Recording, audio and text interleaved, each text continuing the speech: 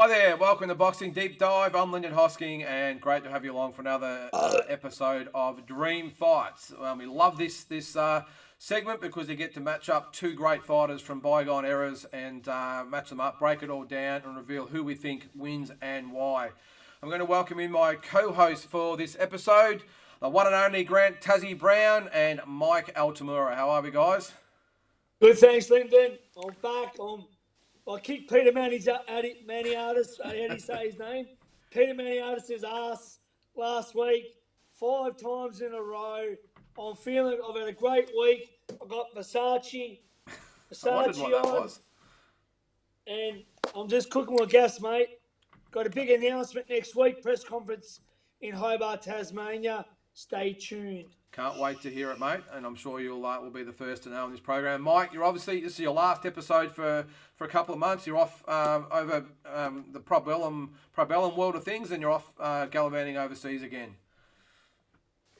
Yeah, hopefully I'll be coming back to you with some intel on dream fights that are conjured during these travels. It's going to, like I've outlined to you previously, it's going to culminate in a visit to it's actually 3 years, 2019, 2020, 2021 class into the International Boxing Hall of Fame in Canastota. So looking forward to that, and I'm sure that trip's going to stimulate a lot of thought of classic fights, of dream fights that we want to see. And think that every time you make those kind of journeys, or when you travel in the sport and you meet these legends, it really triggers your appreciation for the sacrifices they've made to boxing. So it's a pleasure to be part of programs like this where we honour the history of the sport. Exactly right, mate, and I'll be there as well to see, and hope to see you over there. If we can catch up for a coffee, and there's going to be so much going on, and just the class that they're going to have. I'll stop talking about it. I'm going to bring it up every single episode, Tassie, because that's how excited I am. Rubbing salt in me wounds, mate. Floyd Mayweather, Roy Jones, Bernard Hopkins, Juan Manuel Marquez, Miguel Cotto, one of the Klitschko's, Shane Mosley. So it's all happening over there, and of course, Klitschko won't be there. He won't be there. I'm sure there's plenty to go around. No way. No. He's scared of the Russians. Little Klitschko. We're moving on. We're not getting into anything political tonight, Tassie. Let's get into it. Oh my God, We're back onto you this week. Actually, before we get into this week's episode, last week, Danny Green and Jeff Harding. Now, I think from memory, I went for Danny Green. I'm pretty sure both you guys went for Jeff Harding. Is that right? Yeah. Well, I know, as usual, don't know shit about boxing because this was the poll. 90% for the Hitman and only 10% went to Danny Green. How does such a good fighter, Lyndon, like yourself, actually don't know fuck all? Like, how is that? I think I made a pretty good argument. I stick to the argument. I think Danny Green, the speed would have been the difference in the end. Like, he was a beast in the amateurs. I remember you well. A lot of knockouts. I reckon you would have been a great pro. I reckon you would have had the style, and you would have been fucking awesome, mate. But you just don't. I don't know, man. You just don't know fuck all. A street cred's starting to evaporate, is it? I'm losing my reputation. Hey, look, I stand by that. I think Danny Green's speed and Jeff Harding's lack of speed and lack of head movement would have put it in his favour. But hey, 90% out there. And to be honest with you, at one stage she was batting 100% was Jeff Harding. We ended up just getting a few today. It was a 50-50 fight. Well, I reckon too. It could have went either way. Look, 50-50. I'm only having a joke. Well, the surprising thing, Mike, I think out of the 90% that went for Harding, I think about 80 to 85% went for knockout, that he would knock out Danny Green. So there you go.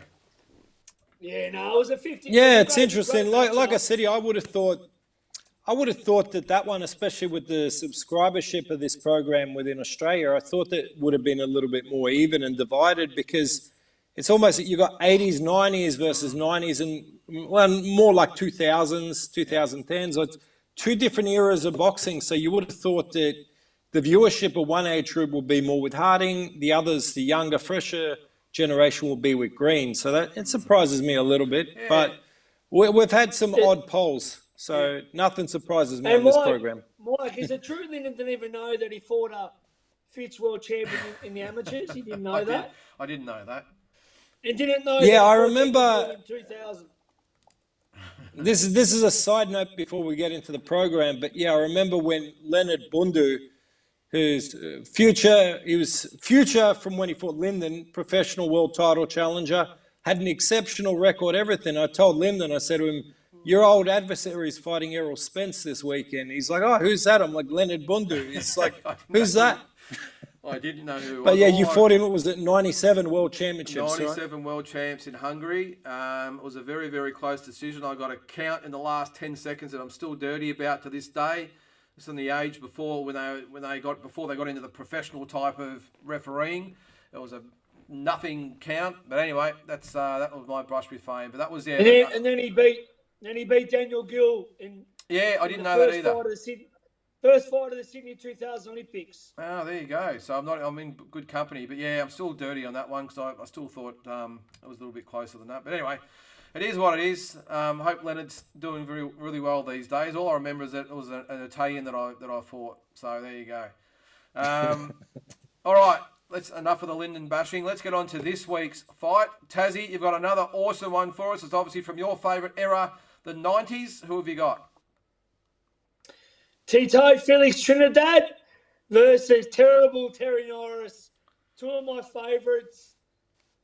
As I said, 90s boxing, amazing. And these two guys were just awesome and could have happened. Like, it didn't happen, but it could have easily happened. And I reckon this would have been a cracker from round one. So you can see there, we've made it 12 rounds for the WBC Super Welterweight Championship, which would have been Norris. I'm not sure. I don't think Trinidad won that one. It might have been one of the others. But I'll put it at Madison Square Garden in New York. Both had many fights there. Of course, Norris's biggest win against Sugar Ray Leonard was there. And obviously, Trinidad's fought there a few times as well. So, Mike, first thoughts. Of course, we're not giving away who we think wins yet. But first thoughts on how this fight plays out. It was very close to actually happening on a few occasions. So what actually prevented the fight in the end was a shock loss that Terry Norris took to Keith Mullings, because at the time, I still don't think it would have happened, but Trinidad had fought Troy Waters, Australia's Troy Waters, moved up to 154, stopped him in a round, and that placed Trinidad as a number one contender in the WBC, which effectively, with Don King's relationship with Suleiman, would have made him mandatory for Norris's belt probably within a 6-month period. So it was close to happening then, but when they were both with Don King, I think if Norris didn't sign with Bob Arum in early 1997, Bob Arum's top rank, and renewed his contract with Don King, I think that this fight would have been groomed. Norris would have been protected a bit, and we probably would have seen it in late 1997, which would have been interesting because at the times there was a lot of question marks over Trinidad's punch resistance and moving up in weight. People weren't sure if that would maybe balance things out because maybe he was sapping himself to make 147 welterweight, or if maybe he would get exposed a little bit. Trinidad had been down against Yuri Boy Campus, against Obakar, against Kevin Lushing twice. He had been down in, I think, about 5 or 6 fights to that point, always come back to win, usually by stoppage. But the one thing we knew about Norris was that he was a sharp puncher. He was a good boxer and could hit with both hands, and was a good finisher. So sometimes finished guys were not on the canvas, hence 3 disqualification losses in his career. But it was a fight that there would have been a lot of buzz. That era, all the talk of guys moving up was, at 154, Norris was, for a point in time, a unified world champion, and there was talk of whether it was Trinidad or Oscar De La Hoya biting the bullet and stepping up and fighting him at 154, there was talk that was going to be the fight. Previous to that, there'd been talk of Norris coming down and fighting Julio Cesar Chavez when Chavez was champ at 140 at a catch weight of 149 pounds. So they said that Norris could get down to just over welterweight. So those talks were thrown around with Trinidad and also with De La Hoya too. To me, it's an exciting fight because you got 2 defensively flawed fighters who are offensive machines. Certainly were. Before I let you comment there, Tassie, let's get on just to the record of Felix Trinidad, 42-3, 35 KOs. You can see there multiple world titles from welterweight up to middleweight from 93 to 2001. Probably his biggest fights there, the world title wins over Maurice Blocko, 93. You can see Hector Camacho. Pernell Whitaker, obviously a great win there, and Oscar De La Hoya gave him his first loss. The super welterweight world title over David Reed. The classic against Fernando Vargas, and then later on against Bernard Hopkins, and later on Roy Jones Jr., and was inducted into the International Boxing Hall of Fame in 2014. So what do you think, Tassie? Like, as far as going up in weight, do you think it would have hurt Trinidad in this situation, or would have benefited him? No, I mean, look, he went up in weight and he fought Fernando Vargas and Dave Reed anyway, two great fighters. And I mean, look, yeah, he used to get knocked down a bit, but Norris used to get knocked down and knocked out as well. I mean, don't forget that. Losses to Julian Jackson, obviously one of the biggest punchers in history, and obviously Simon Brown, and knocked even down by Troy Waters. But they both had suspect chins, in my opinion. I mean, Trinidad used to always get up. They both had great power, and both were electrifying. You know what I mean? Both sort of fast starters as well. Terry probably a bit faster. But Trinidad's resume was amazing. So many great fighters like De La Hoya and obviously an old Pernell Whitaker and Vargas, Reed. So many good fighters, and obviously Norris. At light middleweight. Look, I don't think the jump up is a problem, given that he fought Vargas and Reed anyway. So I don't think the weight is an issue. What do you think, Mike? You can see on the highlights there at welterweight, he was just a dominant fighter, and we all obviously remember the fight with De La Hoya. Can probably the subject of some controversy with that one, whether he won or not, but either way, you can't doubt his greatness at that weight. Just such a fast, compact puncher in combinations. You see there, like, getting 2-3 punches off in a flash, but then always balanced and in position to come with the next salvo. I thought that Trinidad's speed, especially at welterweight, was really underestimated, especially on the way up. And you're seeing it in these finishes, especially the finishes we just saw before with Maurice Blocker and with Luis Garcia. They were staggered, and before they hit the canvas, they wore another 3 punches. I think that what was dangerous with Trinidad was he could box, he had a good jab, he was good technically, but once he got a guy hurt and seen blood in the water, he was an exceptionally good finisher. I was just going to say that, Tassie, that one thing these guys had in common, apart from being a little bit chinny every now and then, is that they got you hurt. They were two of the best finishers in the game. Well, that's why this is such a good matchup, because they both got power. They're both explosive. They both, get knocked down a fair bit. They both get you out of there if they got you hurt. So that's why I picked this one, because it's just a firefight, a total firefight. And I'll tell you now, it's not going the distance. You wouldn't have thought so. Well, let's get on to his opponent. Terrible Terry Norris, one of my favourite fighters growing up. 47-9, 31 KOs. 3-time WBC Super Welterweight champion. Also won the IBF Junior Middleweight title in '95. You can see there his biggest fights. Actually, in his first crack at it, was knocked out in 2 rounds by Julian Jackson back in '89. The first round knockout of John Mugabe in '91. His biggest win there, probably debatable, Sugar Ray Leonard in '91, and then really good wins over very good fighters of his era: Donald Curry, Meldrick Taylor, Maurice Blocker, of course our own Troy Waters. The 2 fights with Simon Brown. I've actually got that there twice for some reason. And then the second round knockout of Lewis Santana, International Boxing Hall of Fame in 2005. He got beat by Simon Brown, though. He did the first time, and I think he beat him the next time, I think it was there. He did. He did. Yeah, I pointed him. Yeah. So, Mike, with Terry Norris, he was one of those fighters who definitely gave you value for money, didn't he? Because you didn't know what you were going to get. You knew you were going to get fireworks, but you didn't know whether he was going to knock someone out or he was going to get knocked out. Too much value for money, I think, and he paid a price for it in retirement. Just took a bit too much damage in fights when he didn't need to. Norris, to me, especially in the early to mid-90s, had unbelievable boxing skills. Just a really good IQ. You go watch a fight with Meldrick Taylor. He just carved up Taylor from range, and then once he got him hurt, got inside and just punched precision. But you see it there in combination, just nice, relaxed jab, and then that right hand. Look at that right hand that just drilled John Mugabe. I mean, it's like a meat cleaver, but it comes out of left field because he'll throw it in combination. Good left uppercut. Could uppercut off the right side too, but his left uppercut was really the weapon he possessed off that side. He just a great all-round fighter, and one of those guys, when we talk about textbook perfect fighters, outside of his defensive lapses, he's just a beautiful technician to watch. Yeah, Tassie, I was just going to say that with him, like he was such a really, had all the arsenal with his assault. Like on the attack, he was unstoppable, but that was probably his flaw was that and that's probably why he was perceived as a bit chinny, because when he went for the kill, he just left himself wide open, and that's obviously how he got caught by Jackson and later on against Brown and a couple of others as well. Well, he was boxing good against Jackson early, but being knocked out by Julian Jackson, I mean, there's no... He did that to a lot of people. Shame. Yeah.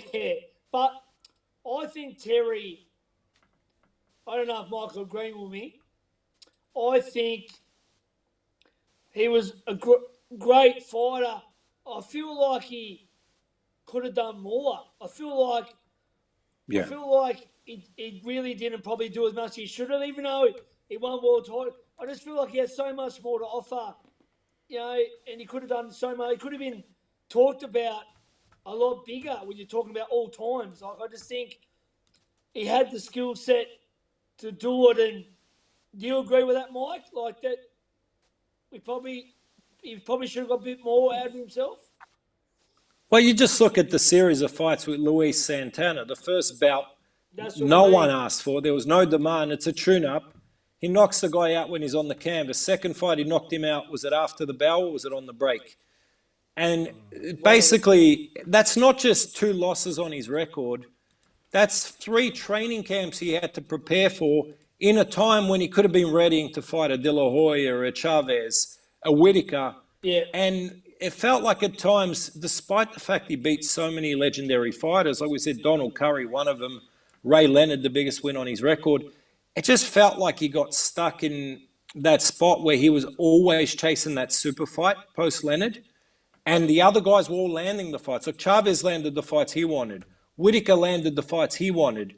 Trinidad, in this case, landed the fights he wanted. De La Hoya likewise. But it always felt like Norris was just that bit short of landing what would have been the ultimately career-defining fight, because he never really got given the credit for the shutout victory over Leonard. A lot of people just said, Leonard come back off a layoff. He wasn't the same. And I think they kind of discredited how good a boxer Terry Norris actually was. Yeah, well, he went on a real tear there. Probably discredited. The Donald Curry win as well could have been a bit discredited too. Same thing, like come off some losses, off, a break. You know what I mean? So I was just going to say that, guys, is that he went on this unbelievable run after he beat Leonard. Well, he obviously beat John Mugabe, but he beat Rene Jaco, who probably wasn't a great fighter, but still a former world champion. But he had the win over Meldrick Taylor, who still had a lot in the tank. He only lost 1 fight up to that point. Donald Curry, at one stage, they said was going to be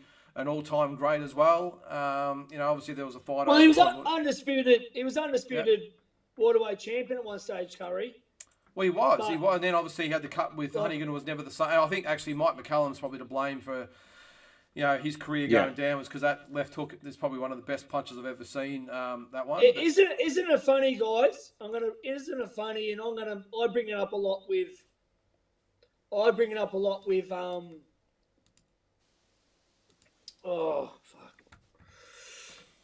bring it up a lot with the great amateur that was in Wilder's corner. Mark Breland. Mark Breland. I bring it up a lot with Mark Breland. It could be the same with Curry. Yeah. Isn't it funny how these guys, you win 1 world title, that's 1 more than anyone else. You win 2, or you unify a division. But when we're talking about all time, we still say, they didn't achieve what they should have. And I think Mark Breland didn't do as much as he probably should have. And he won 2 world titles, but you still think they underachieved. Isn't it funny, and Curry unified, but, of course, they had that certain run, and then once it's gone. Isn't it funny how, we think they still underachieved when they done the pinnacle, Yeah. But when you compare him to other fighters, it's funny how we look at him later. Well, especially isn't it? someone like Donald Curry, who, after his knockout of Milton McCrory to unify the title, was deemed as he was the number one pound for pound fighter in the world at that time. There's talk about him going up to fight Hagler at middleweight. That's how well they regarded him, and it only took the Lloyd Honeyghan fight to bring down that aura and probably crush that. And then, of course, Mike McCallum. And then I think after that, Michael Nunn beat him, and I think there was a few others as well. But and I suppose in that context too, Michael Nunn, James Toney was responsible for probably breaking down his house of cards as well. So it's amazing how it can be all gone in an instant. But yeah, I'm with you, Tassie. I think we've got to probably be a little bit kinder on some of these guys and how they're perceived, because at the time they were excellent fighters. So. Yeah.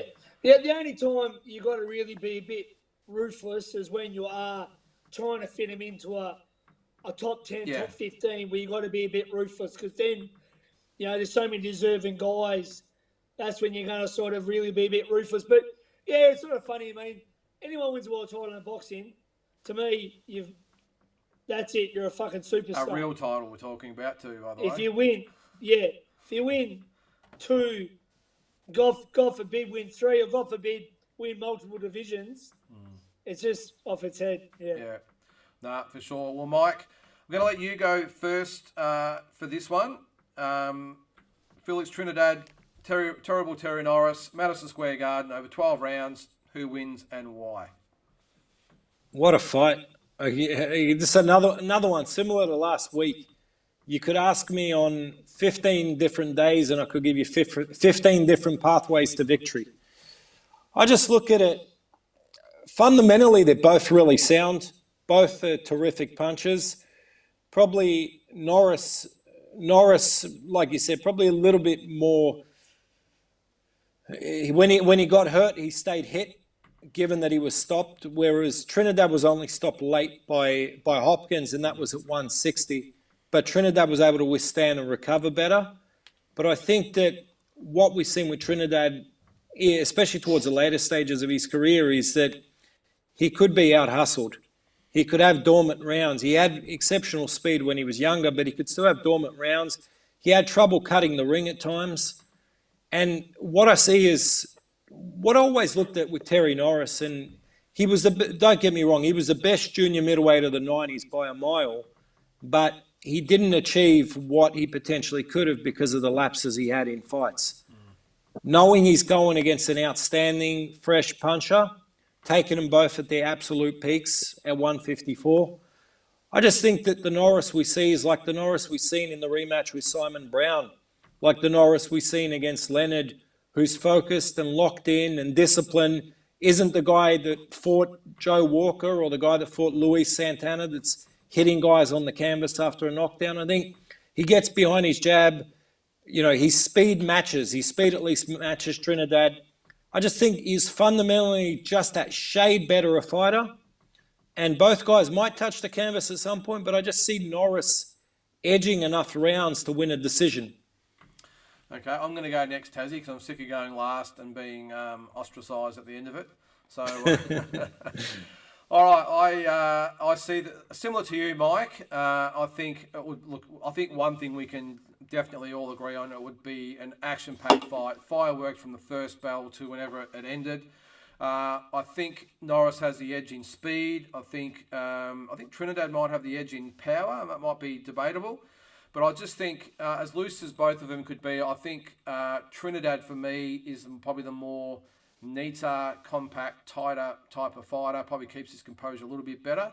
And I think it would be one hell of an entertaining fight. But I've just got a suspicion that Trinidad holds his nerve, maybe survives a knockdown or two either way. And I think Trinidad has enough to get Norris out of there in about 9th, 10th, 11th round. But what a fight it would be. So I'm going to pick Trinidad by late round stoppage. So Tassie, it's on you, mate. Yeah, I think it's a firefight early. I think Norris comes out early and Trinidad's down in rounds 1 and 2. So Norris picked up an early lead. Trinidad finds his range and starts finding, the right hand, and the body shots on the left hook, and then they get a big exchange. later on, and I think Trinidad catches Norris and actually puts him to sleep. And I think probably about round seven, round 8, knocks out the great Terry Norris. Love Terry Norris. I just think that, Trinidad always got up from his knockdowns, and a fair few times Norris didn't. And, I think Trinidad by KO, round 7. I think that's the first time we've ever actually agreed on anything, to be honest, Tassie. You're starting to get a bit more intelligent, Lyndon. I suddenly know a little bit about boxing, do I? No, look, mate. Look, no one can deny what you've done in your career, but as I said, when it comes to this sort of stuff, just leave it to the there's experts. only Mike that's on my level. You and your other co-host, me and Mike are like the cool kids in the cafeteria at high school, and you guys eating your lunch out behind the bike track. I'll take your word for that one, Mike. But look, I think we can all agree though. It's just one of those fights. It will just be just a barn burner from opening bell to last count or bell or whatever it might be. So I really like that one. So Mike, it'll be interesting to see the fans. Yeah. The poll next week will be interesting. Yeah. Yeah, definitely. Well, since you're off next week, Mike, I'm going to take the platform off you this week, and I'm going to decide the next dream fight. And what I've actually going to do for this one is we've probably gone. This is probably not the most, I suppose, technical all-time great type of fight. It's a little bit like my Vinny Pazienza, Ricky Hatton fight from a few weeks ago, where I'm going to go for what I think just would be an awesome fight in general. I'm going to go to the middleweight division. I'm going to give Triple G his first crack at a dream fight, and I'm going to throw him in there with the Blade, Iran Barkley. And I'm sure we'll see some fireworks in that one. So, as I said, it's probably not on the level of these type of fights as far as all-time greats against each other, but for entertainment purposes... But it's a good fight. Yeah. Triple G and the Blade. That's a great fight. I think it will be entertaining while it lasts. So. That's interesting. It would be an interesting one. So, we'll see how that one goes. As I said, I know Triple G will probably end up an all-time great. Not so sure about Barkley, but I think as far as the two... locking horns, I think it would be one not to be missed. So that's Triple G and the Blade next week on Dream Fights. Mike, thanks so much for taking the time to be part of the episodes, mate. We can't wait to have you back in a couple of months, and hope you have safe travels, mate, and can't wait to have you back on board. I just want to no, pleasure. Go ahead. I don't know who's going to mediate between you and Tassie when Tassie goes on one of his tirades here, but for a couple of months, it's not my problem, so I'm out of here. Make sure if you can, dial in, and we'll see what the reception's like over in Africa or wherever you are at the time anyway. So I want to give a shout-out Yep. to our number one fan, Big Bill Hack in Norfolk, Tasmania. Watches our show every week, Big Billy Hack. Loves boxing, and he loves deep dive. Awesome. He loves you, Lyndon, but he loves it when I kick Peter Maniatis' ass every single week. Well, Bill, thank you very much for watching. And look, I think it's about time Bill might throw a request our way as far as a classic fight or a dream fight. I think that's Big Bill's earned that. Yeah, I think so. One of the OGs. Yep, let's give it to him. So give us a dream fight and a classic fight, Bill, and we're going to do the show based on your picks. Awesome. We might have to get him on to be the mediator, but I don't know. I don't feel real safe having two Tasmanians on here, Mike. He's a big boy. Big Billy's a big boy, mate.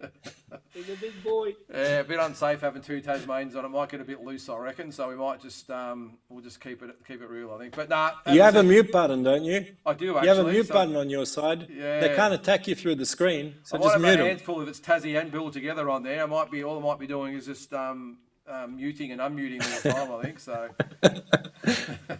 but in all seriousness, thanks, Bill, for watching. Thanks all our fans out there that keep tuning in. We're getting this, especially this segment, especially with Dream Fights. We're getting comments from all over the world, and strangely enough, the viewership. I think there's only about 25% from Australia. The other 75% is from all over, all different countries. So it really means we're getting... Are you saying, Lyndon, if we walk down the street overseas, we'll get stopped and asked for a photo?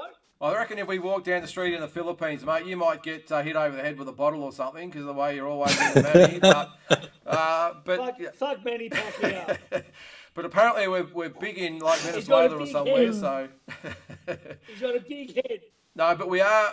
It's surprising. Even on the YouTube videos, we're getting lots of comments in Spanish. I don't really know what the hell they're saying, whether they're trying to ask me out on a date or they're commenting on the fight Probably itself. trying to shave your beard off, Lindy. Maybe. But look, either way, as I said, we're getting lots of comments from overseas. Lots of every day we're getting more and more likes on the YouTube page. I think a lot of it's based on the dream fight, so we'll keep them coming. So keep the Hey, requests Mike, coming as when well. you're doing the rain dance in Africa, can you get some of the video at this time?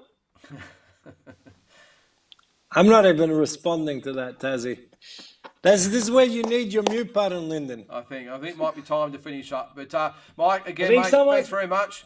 And again, safe travels, and really appreciate you being part of the show. Yeah, pleasure. Thank you.